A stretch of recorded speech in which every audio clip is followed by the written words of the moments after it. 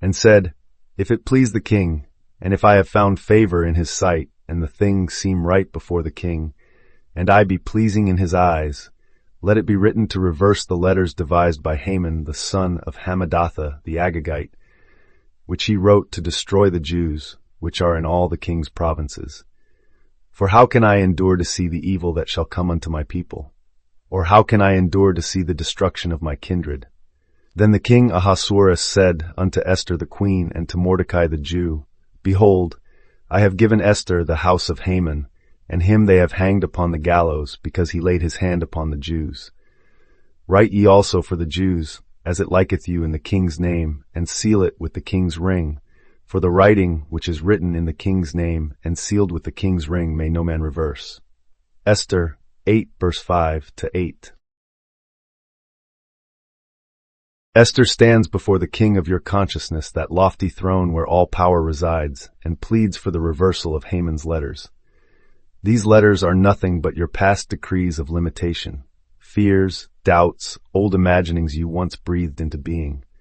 Now, by faith, you step forward as queen, your own vivid imagination, and ask that every destructive word be struck from the record of your mind.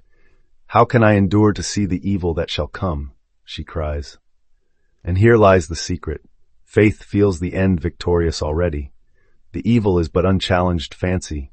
Its undoing begins the moment you feel compassion for your true self and refuse to let fear write your story.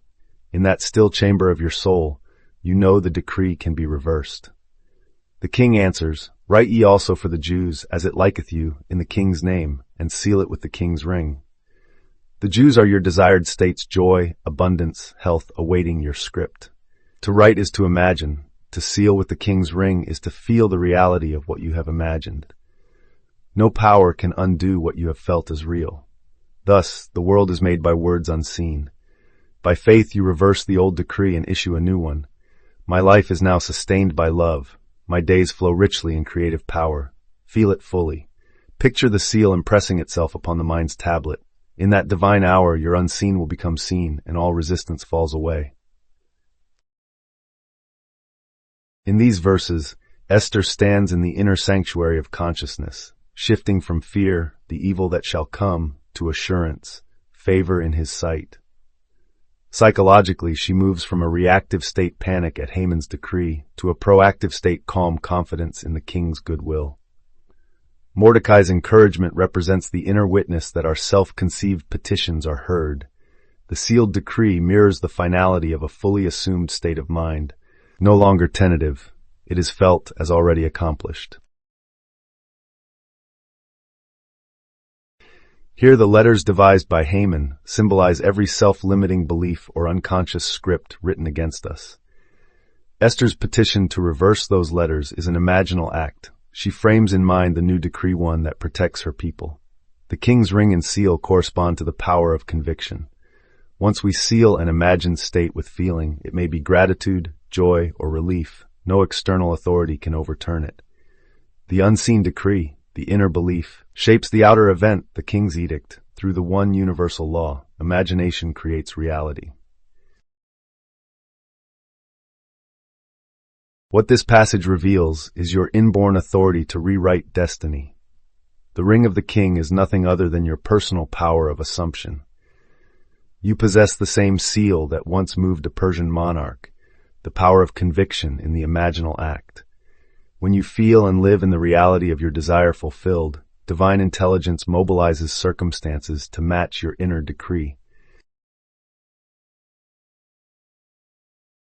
Begin by quietly recognizing any Haman decree you may be living under, that negative outcome you've come to accept as unavoidable.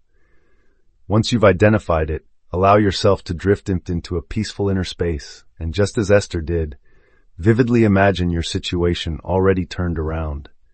Picture the new letter of reality posted in your mind, bearing the outcome you desire, and notice the delight that wells up within you as if you truly held that message in your hands. When this vision feels alive, seal it with a symbol of authority. You might speak an affirmation aloud, perform a simple gesture, or pause in deep gratitude, whatever feels most authentic, just as though you were wearing the king's signet ring. Carry that sense of power and approval with you as you move through your day, letting it color every thought and action. At that point, release all questions of how this reversal will unfold. Trust wholeheartedly that the creative power you've awakened within will weave together the necessary events and opportunities to bridge your inner decree with outer reality. As you follow Esther's blueprint, you come to occupy the true place of power, the realm of your own consciousness. What once felt like a fearful mandate transforms into a jubilant declaration of your divine authority.